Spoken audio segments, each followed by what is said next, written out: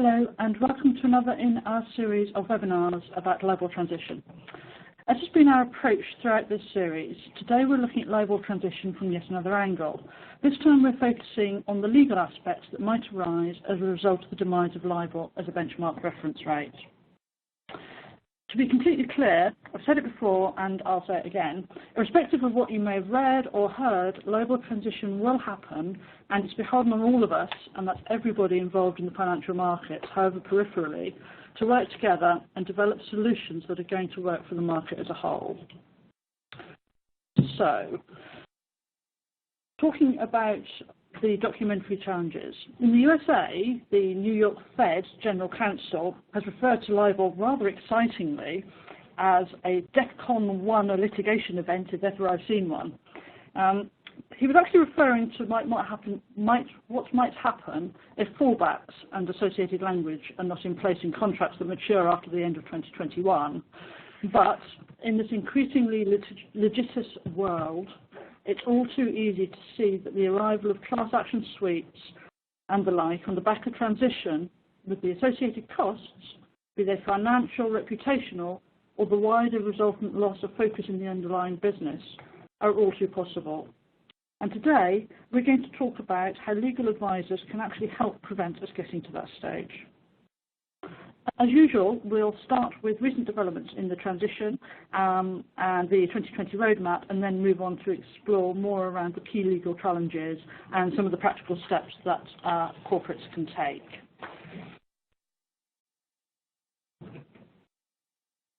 A spot of housekeeping before we get started.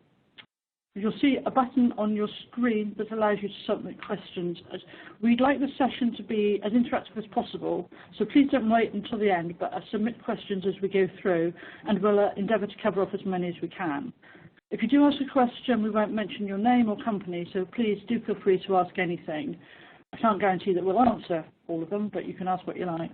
And before we start with the webinar proper, oh no, hang on, sorry. First of all, let me do a few introductions. So, I'm Sarah Boyce, and after many years of working in corporate treasury, I now provide policy and technical support here at the ACT. And today, I'm very pleased to be joined by Nick and Harry from Herbert Smith Freehills, one of the world's leading law firms, and they're here to offer a perspective from the legal community on the implications of transition away from LIBOR.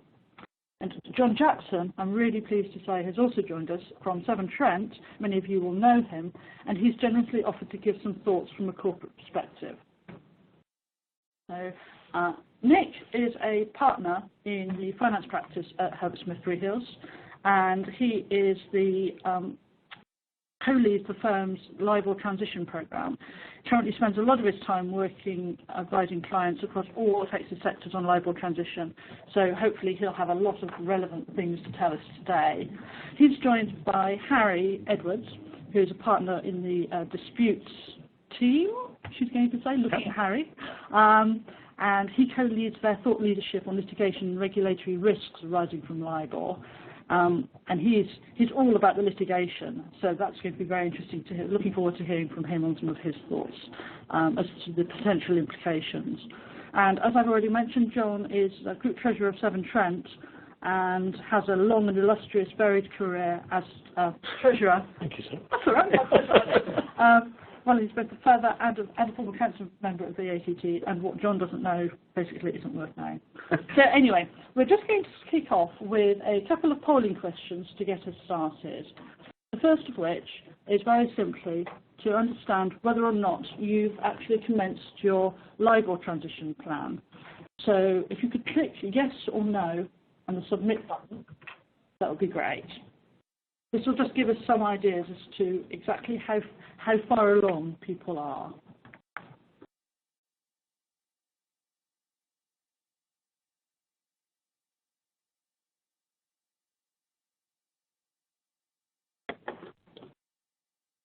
Well, there we go. So, apparently, neck and neck. Which is not quite sure what to say about that. Let me ask another question, and we'll think about what that might mean.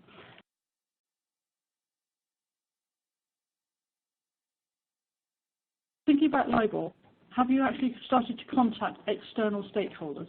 And assuming you answered no to the first question, you will also be answering no to the second.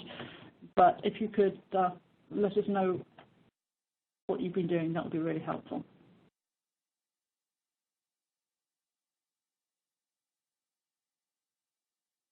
So yeah, unsurprisingly, given that 50% of people haven't started with their LIBOR planning yet, the vast majority aren't really talking to external stakeholders.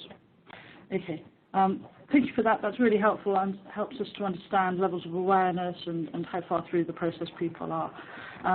So let's get started into the meat of the webinar and start talking about LIBOR discontinuation. Nick, just to make sure everybody's starting from the same point, can you briefly summarise why we've got to this point?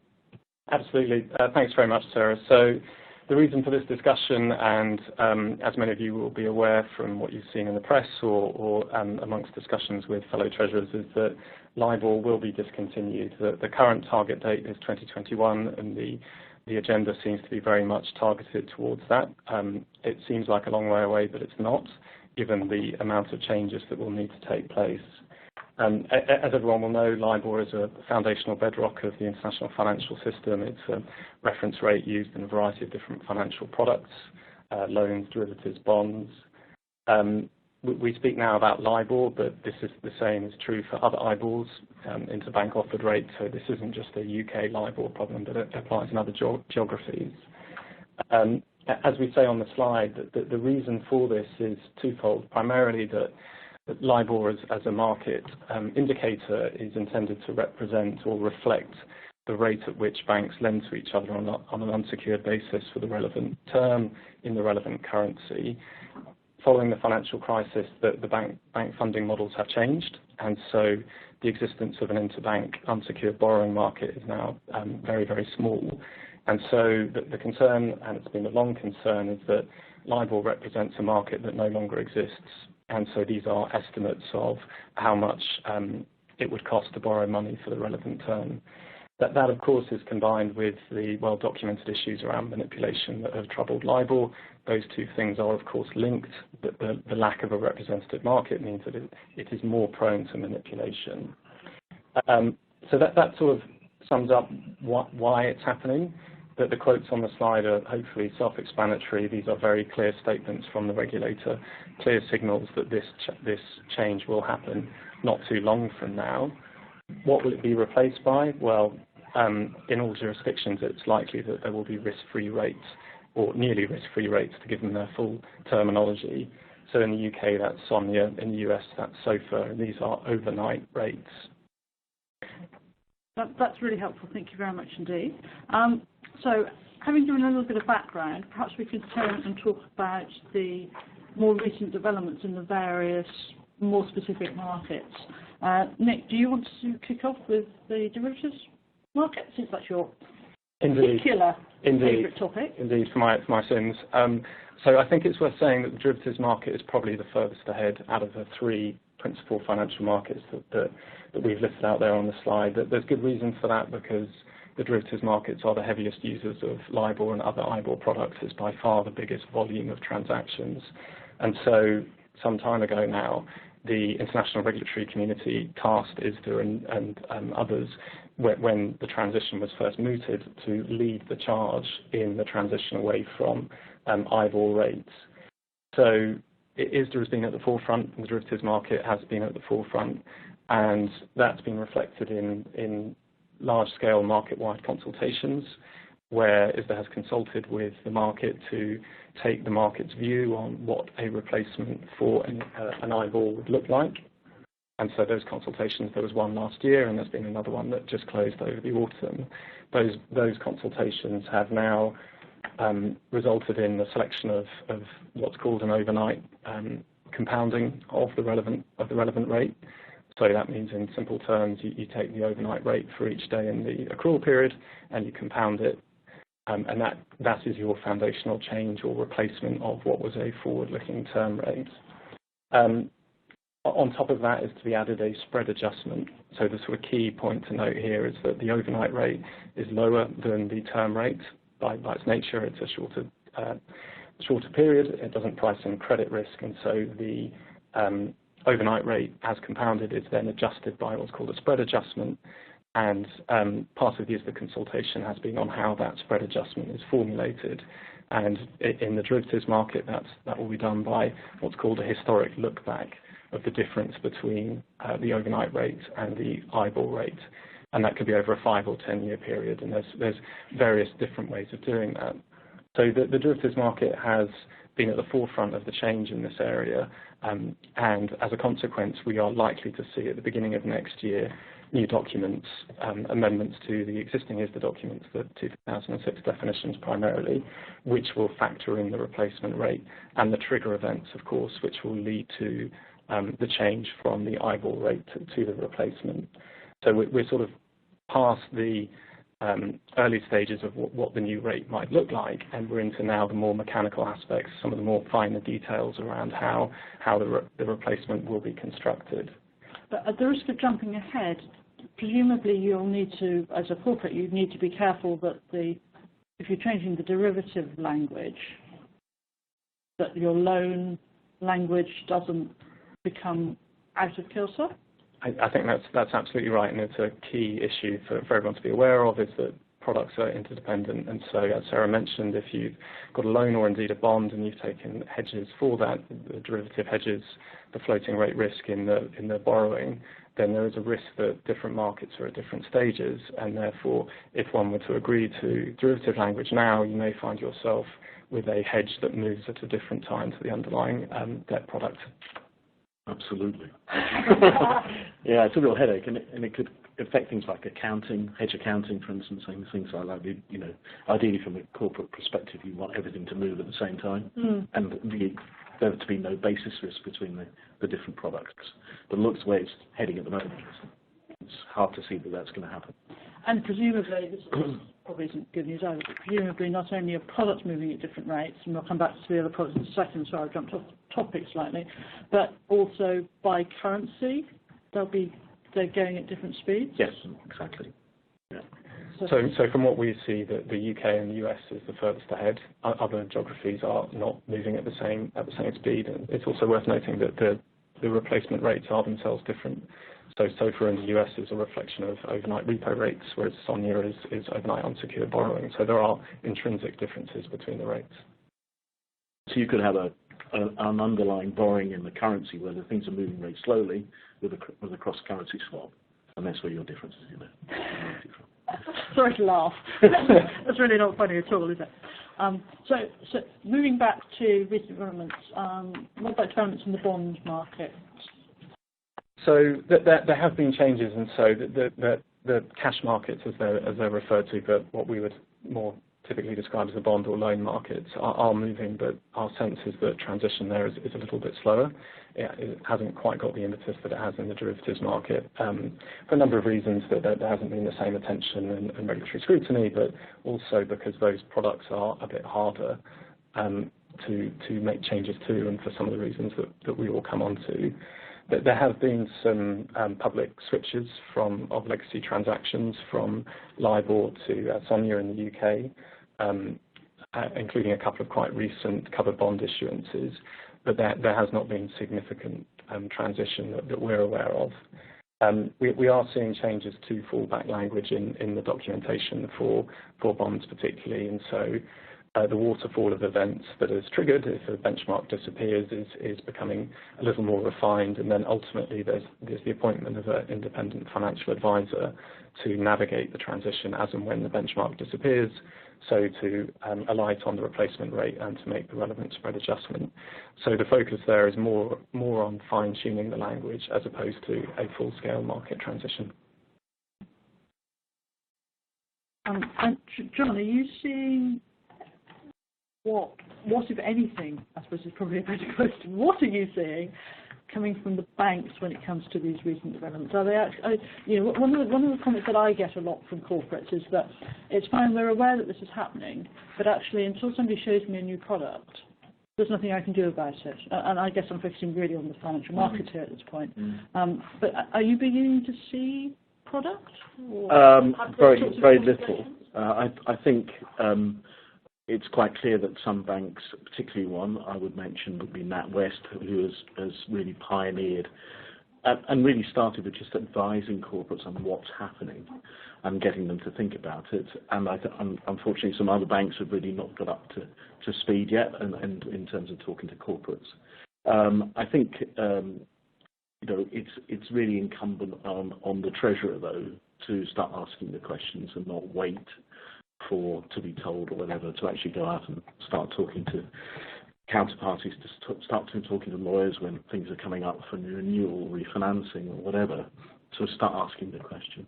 So, but at the moment, it's a very mixed bag as to who's been talking to us, and certainly in terms of product, we've only seen, as Nick was referred to, a small number of either consent solicitations or new product being out there.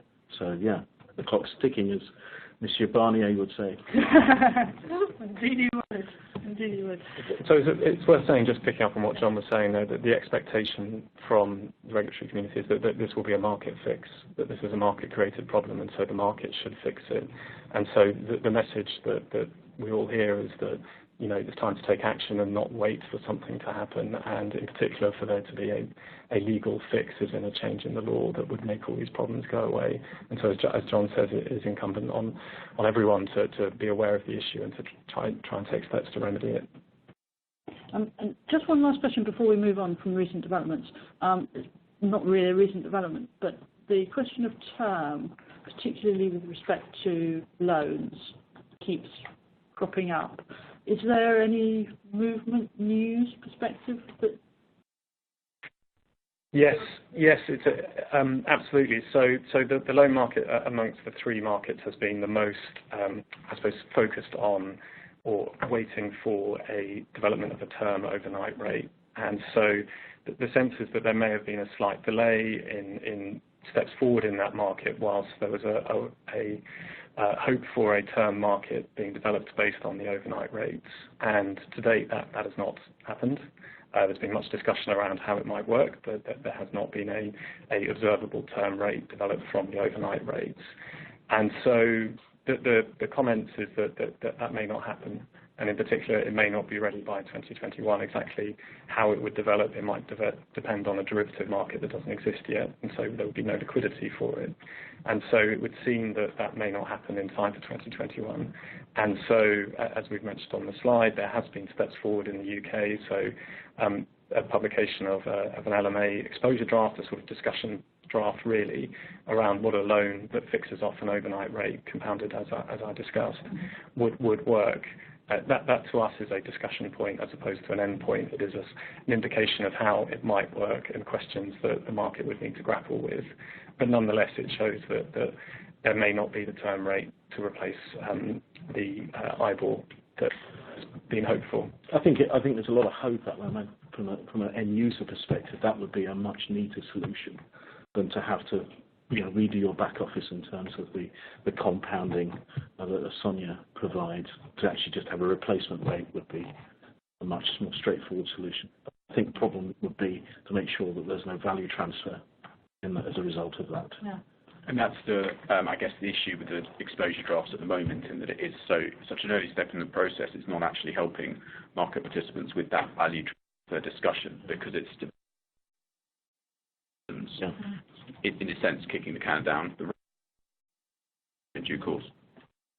It is worrying, though, that the LMA is not talking to ISDA, that we're not having a kind of joined up this market solution you were talking about. No, I think that's right. And from an end user perspective, one completely sympathises with that. I think the way, sort of speaking from the market I observe most closely, is that the majority of derivatives users, interest rate derivatives users, aren't people hedging. But people are exposed to interest rate risk for other reasons, so insurers or pension funds. Yeah. And so as a consequence, there's a need to fix the underlying problem in that market before considering the implications for other markets. Yeah. And so the focus in the derivatives market has been on developing an alternative to LIBOR when it disappears, without necessarily thinking how that might impact on other markets. So I think your point is absolutely right, but these are different markets doing different things, I think, is probably the way to do it. Yes, I wouldn't like to say somebody overlooks the cash market. Indeed. But I'm not the lawyer in the room, so I'm allowed to. So, having spoken about recent developments, I think that, and one of the points that you made, Harry, actually leads us neatly into the next slide, which is around litigation risk. And I was wondering if perhaps you could talk a little bit more about some of these, we touched on them very briefly just then, but some of these more key legal risks that you feel treasurers should perhaps be aware of. Sure, and I suppose these come in circumstances where, reflecting all of the difficulties that I'm sure you could all imagine about getting any of these legacy contracts amended to adopt different fallbacks. What will be the result if the contracts stay as they are, and where we see the possibility of litigation arising? Again, I suppose, and John referred to it, the very obvious class action risk of bondholder claims or something like that. I'm sure we can all paint a picture in our head of those. What I was going to do just on this slide was identify 4 broad categories of other, perhaps less obvious claims that might arise. And of course, I suppose the important point to get out there immediately is that these are going to vary in level of risk product by product. So taking the first 2 together, I suppose, contractual interpretation litigation and implied term disputes. I suppose the most obvious area where these might arise would be under, for example, a loan documentation. So if you take an LMA standard documentation with the historic or traditional fallback options listed as a menu, you have some that will very obviously be unlikely to work very effectively in a world where LIBOR ceases. So the interpolated rate mechanism, for example, just obviously will not work. And arguably the reference bank mechanism, whereby a party goes out to reference banks and seeks an alternative to LIBOR as the new rate, again, one questions whether or not that would be very effective in this world. Which leaves the other 2 rates, the historic rate, so a fallback to the last published LIBOR, or a quote-unquote cost of funds calculation, which the bank would do in order to provide a rate based on its reasonable source of funding that particular loan. And one can immediately see some obvious downsides to those being the rate that the contract defaults to once LIBOR ceases. And I can readily see a situation where people want to challenge those fallbacks by either methods of contractual interpretation, saying that references to LIBOR in the contract, for example, instead mean what the market has adopted as its replacement, so the relevant RFR in the London market, obviously SONIA, or alternatively that as an implied term in the contract, the parties must have been taken to have intended that the contract would switch automatically to the RFR. The bad news is I think those are difficult as a matter of legal analysis, primarily because you need to establish that the reasonable observer at the time the contract was entered into would have understood the parties to have intended that. And in circumstances where there is continuing uncertainty as to the precise formulation of the RFR or exactly how it will be calculated, it's very difficult to argue that that would have been the case at the time the contract was formulated. In the context of implied terms, that becomes even more difficult in circumstances where the court will need to be persuaded that it's necessary or commercially efficient to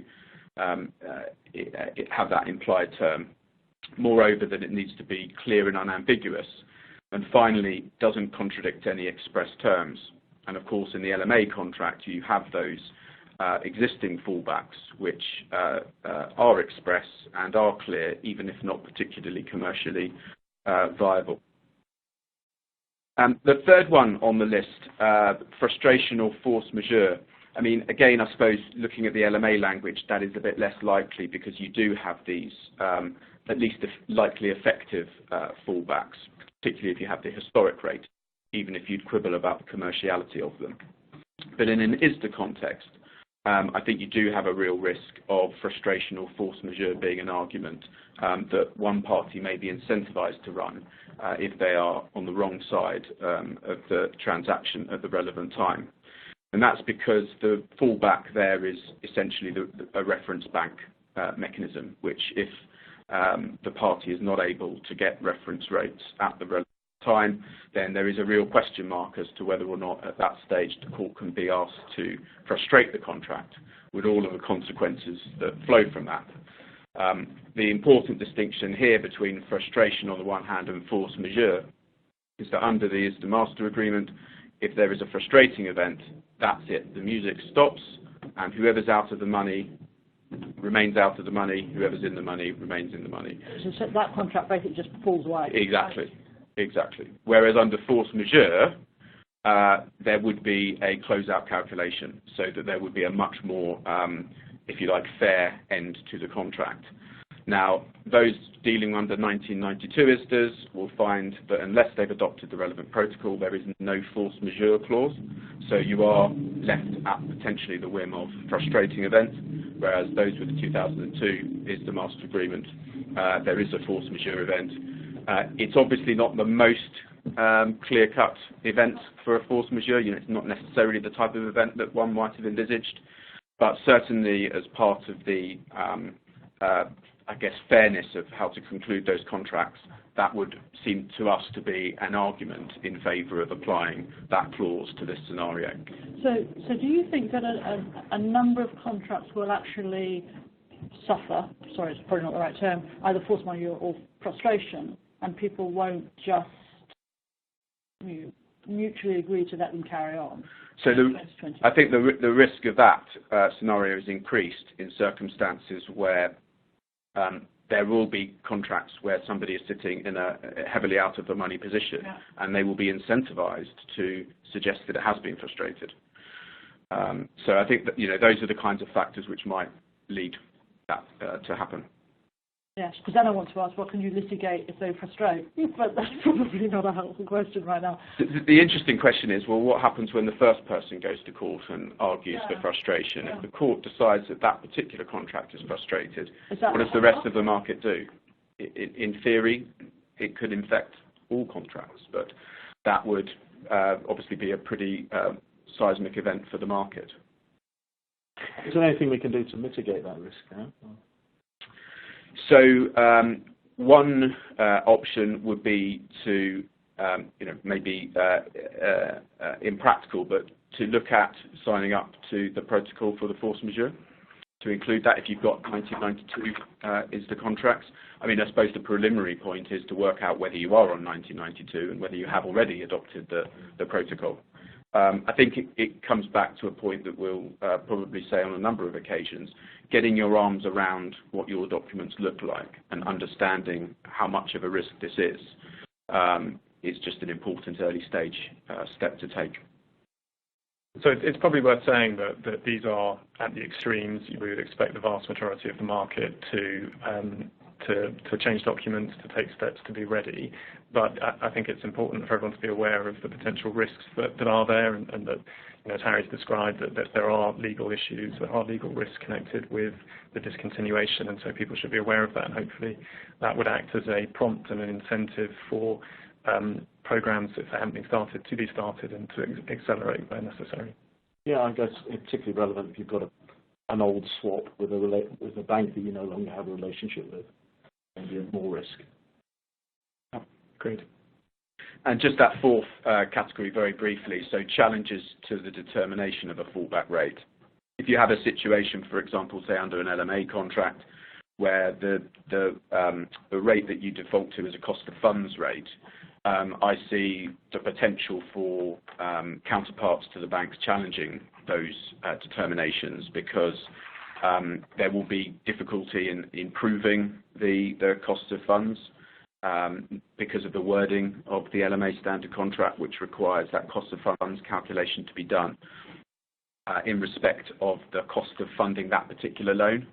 And in circumstances where that's not typically how banks would fund a loan on an individual basis rather than a portfolio basis, there seem to be potential evidential difficulties in justifying that cost of funds on an evidential basis, and the natural concern or question, I suppose, about whether or not the determination, given that that's a contractual discretion, being exercised reasonably. And one can readily see challenges to that. Wow. Thank you very much indeed. So I think having suitably terrified us all, focused the mind perhaps on how bad things could possibly get, perhaps we should talk briefly about some of the practical steps that treasurers could take. So I think maybe John, do you want to talk perhaps about what sort of approach you're taking at Severn Trent? Have you actually set up a LIBOR task force, or am I looking at LIBOR task force? Well, yeah, I think, to start with, who should own this problem? And it is a problem because it's not something we can add value to, but nonetheless it presents quite significant risk to an organisation. And I think it's the treasurer, in most cases, that should be owning that risk, and then making sure that, as far as the organisation is concerned, that that there is a plan in place that covers all the business areas. And we've focused today up in terms of treasury transactions, but of course LIBOR pervades across an organisation where there's penalty clauses, where there perhaps got property leases or whatever. So I think the first bit is around the plan and what you said, Harry, about fact finding and getting your arms around it, and then really creating a team. And getting some ownership across the organisation, sign-off structure or whatever, and legal reviews, whether internal or external, is appropriate. But I think for us in Severn Trent, it's at the moment is around getting our arms around the scale of the problem. And is that something that you've been working on over the last 6 weeks, 6 months? Somewhere between the two. Okay, fine. Now I'm just gauging as to. Well, it started with with a discussion point with the board committee that we have in terms of this is something that's coming up, and it's 2 years away, and in most organisations 2 years is a long time, but actually. This is something that's going to require careful thought, and it may be after that review you think that this isn't such a big issue for us, but it's best to do that review early rather than later on and find you've got a real problem. So, Nick, just in the interest of time, so assuming we've actually got ourselves a task force or task person, what sort of practical steps do you think they should be taking? From our discussions with our clients, and the position that John described is very much reflective of our discussions with our clients of sort of similar. It is that, yes, this starts with Treasury, and the Treasury sort of own the issue, but the key point is interaction and traction with the business, the wider business. So Treasury would have great oversight of particularly the financial sphere, but this goes beyond financial contracts. LIBOR has permeated or seeped into lots of different areas of the business. So the sort of key issues and steps are around educating. So both upwards, up to the board, but downwards and across the business, so that people are aware of this particular issue, and that it's happening quite soon. And then beyond that is sort of getting traction and getting engagement. And so asking business owners or business unit owners to take ownership of the issue and to communicate accordingly. And so ultimately, Treasury can't see every single contract that the business signed. They can't check every single piece of paper that may be signed off on. And so the idea is to ensure that everyone's engaged on the point and is aware of the issue and taking steps to fix it to the extent that fixes are available now. So I guess it's about identifying, prioritising identifying everything and then starting to prioritise how one might work through those. Yes, I think so. I think so. And so certainly prioritising is one of the key ways of looking to remediate, I suppose, is to understand, where the biggest exposures are, and if that's by value, if that's by maturity, if that's by the importance of the customer relationship. There's lots of different ways to sort of split that particular issue. But the prioritisation takes you into the remediation. So once you prioritise and know what the most important issues are, you are then looking at ways of remediating those individual most priority areas. And how easy is that in practice, John?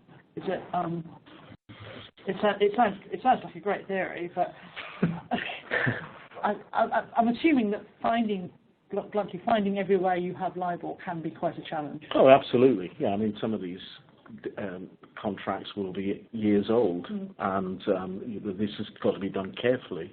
Not many organisations will have a checklist that says all the contracts with LIBOR. It's not simply going to do it. So you're going to have to create and discover.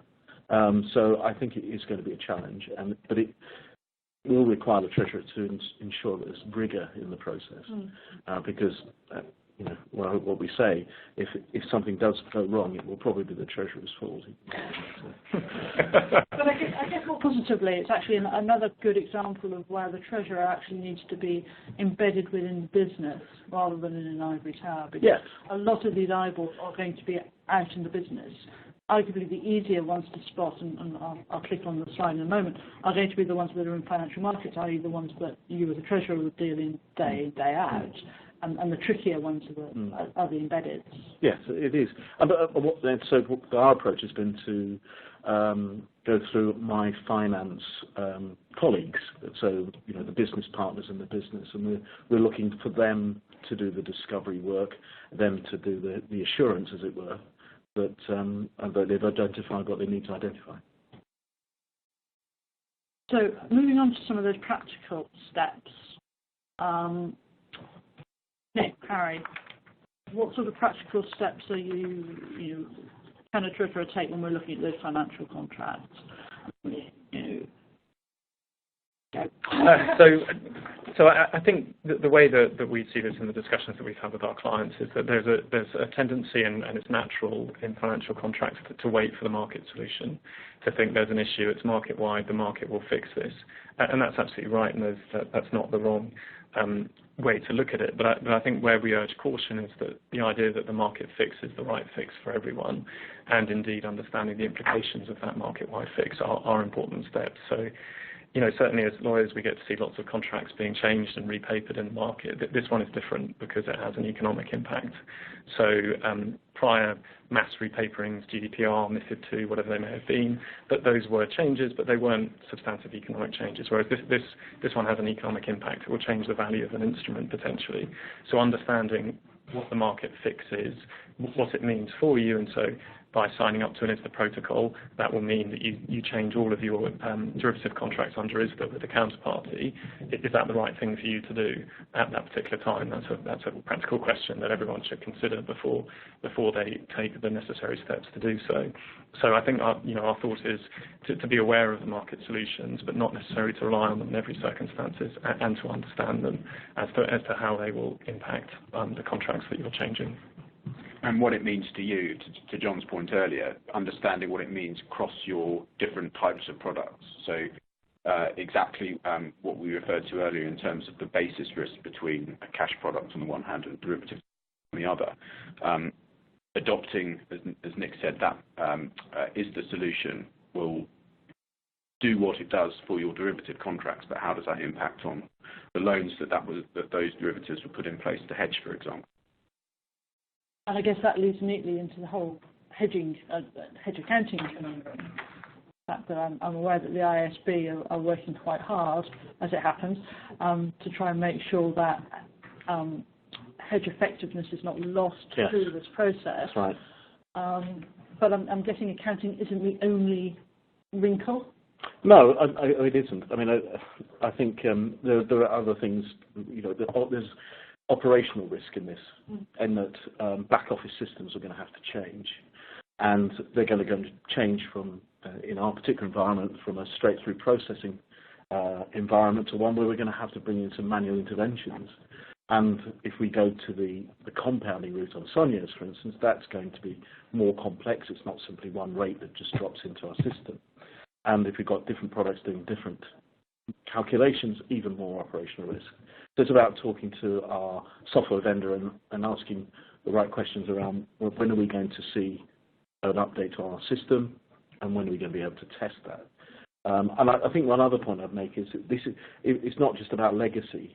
It's also about thinking about when you've got your RCF coming up for renewal, or where you're doing a swap that's going to straddle the period.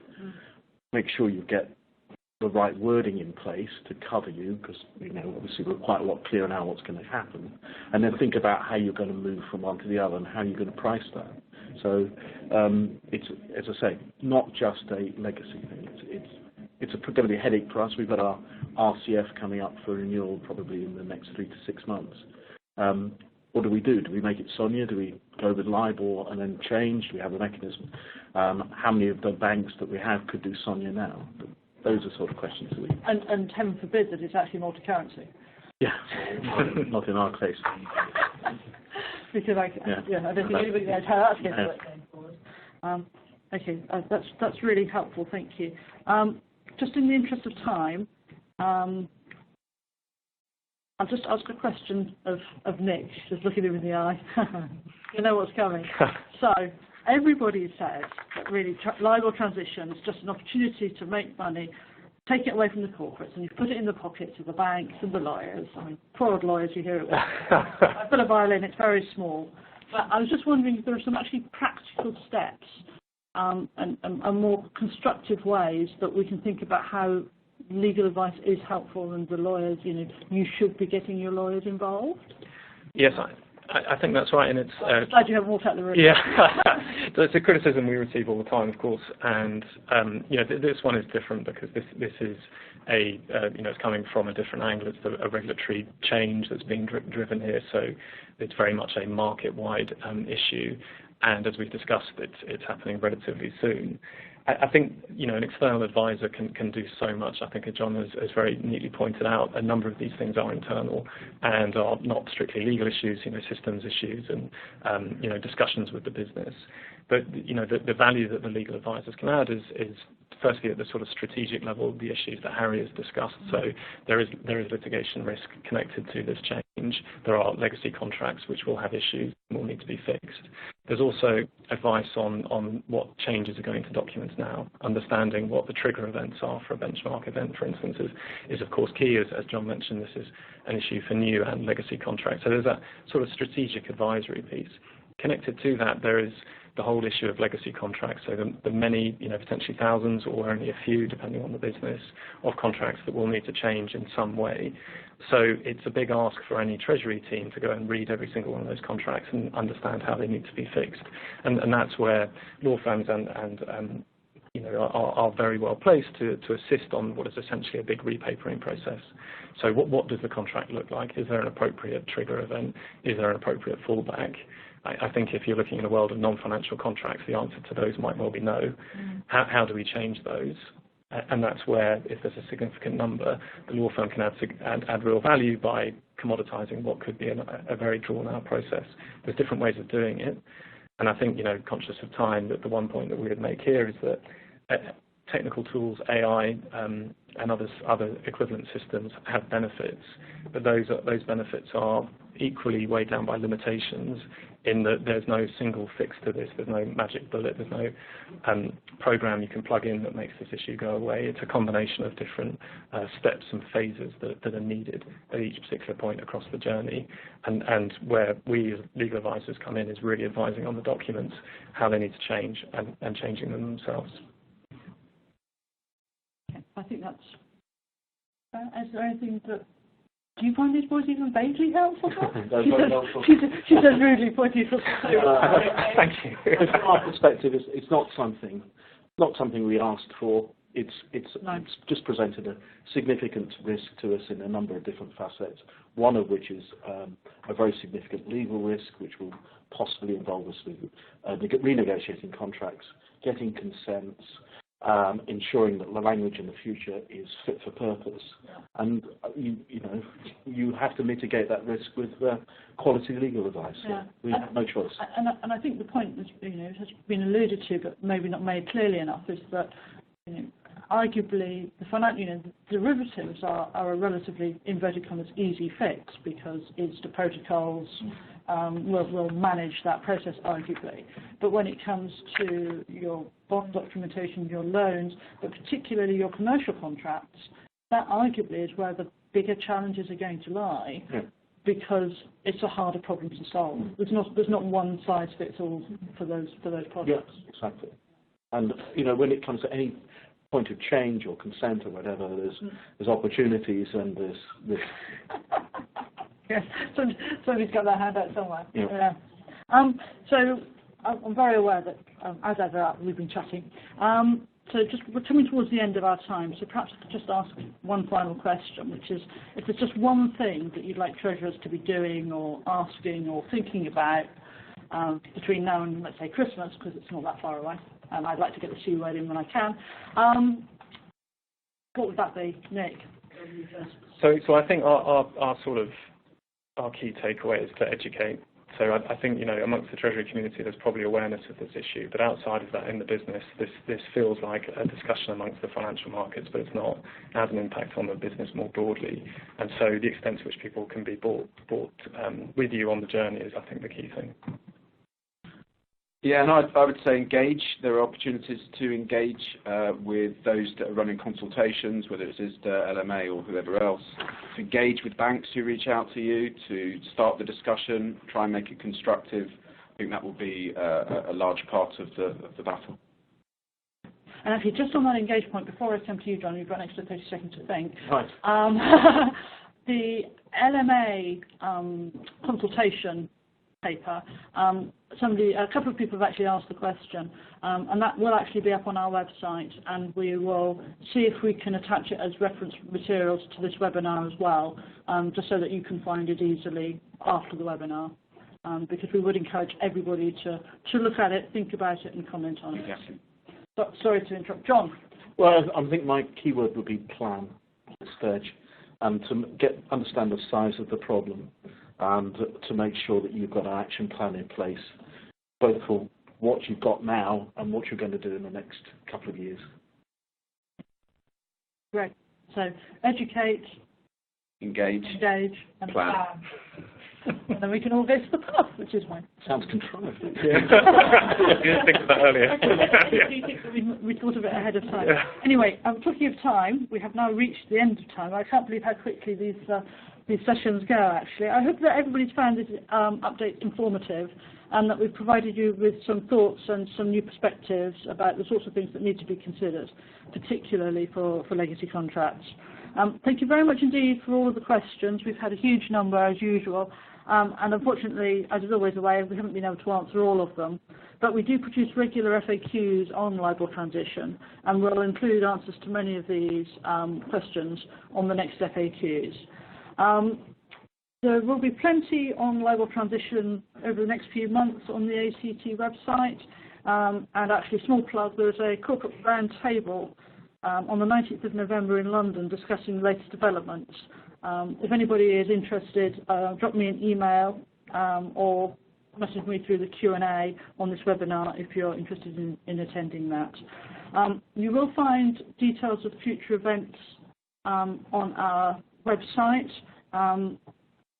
But for example, there is our Deals of the Year awards at the moment. We'd encourage everybody to nominate. You can actually even nominate yourself, I found out. I'd done that back in the day. You can nominate as many deals and teams as you like in as many categories.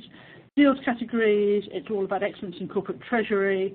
Teams categories, it's all about treasury teams that are highly regarded by their peers and their advisors. So, yes. So Nick's just said she's going to nominate John. I'll nominate Nick. So everybody's loving each other in here. But anyway, you can find more information about that on the website and the link in the slides here. But anyway, turning back to the topic of the day, the glory that is LIBOR transition, we may wish that we weren't here, but we are. So we need to make the best of it and become actively engaged in the process. I think that the takeaways that the guys have provided have been incredibly helpful, and hopefully that you've found that the last 45 minutes have demonstrated the importance of getting involved in this process and making sure that you're up to speed with the issues that surround LIBOR transition, particularly in your own patch. This has the potential to be an absolute minefield if it's not approached cautiously and methodically, i.e. if you don't plan. Please take the time to fill in the survey that will appear at the end of this webinar, as the feedback's very helpful to us as we're planning future events. Finally, I'd like to thank Herbert Smith Freehills for sponsoring the webinar, but in particular thanks to Nick and Harry and to John for their thoughts and contributions today. Thank you and goodbye.